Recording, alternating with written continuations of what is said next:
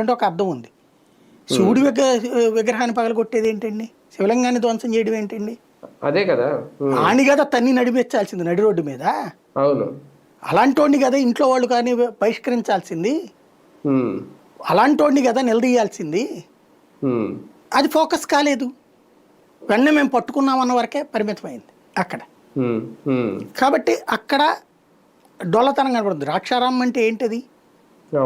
మనం ఇక్కడ ఏవైతే అత్యంత ముఖ్యమైనటువంటి క్షేత్రం అంటామో ఆ క్షేత్రంలో జరిగినాయి. ఇప్పుడు గోవిందరాజ స్వామి కానీ ఇది కానీ ఇదే జగన్ టైంలో అయ్యి ఉంటే గనక వేరే రూట్లో కవరేజ్ వచ్చిండే.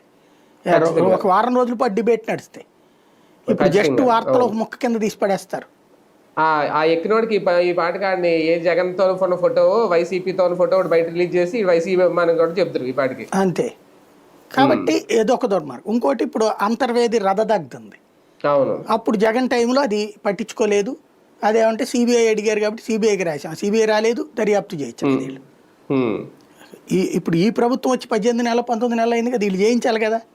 చేయించకుండా దాన్ని తీసుకెళ్లేసేసి నిమజ్జనం చేసేస్తారట. దాన్ని అక్కడ హిందూ సంఘాలు అబ్జెక్ట్ చేయటం. ఏం జరుగుతోంది? నువ్వు పట్టుకోవాలి కదా అక్కడ బేసిక్గా.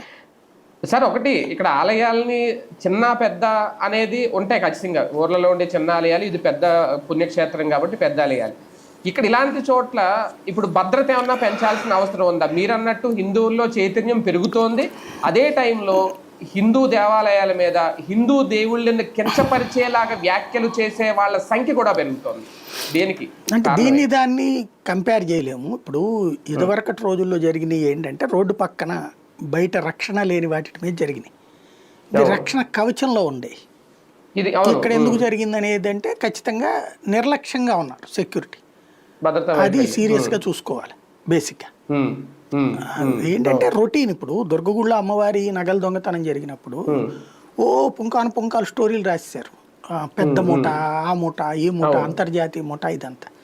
దొరికినోడు సాహు అనేవాడు. వాడు ఏందయ్యా అంటే ఆడు గుళ్ళలో దొంగతనం చేస్తాడు. ఆడు అప్పుడు బాగా ఆడు కన్ఫెషన్ అదంతా నేను విన్నాను, మాట్లాడాను వాడితో కూడా. ఏంద్రాడంటే భారతదేశంలో గుళ్ళంతా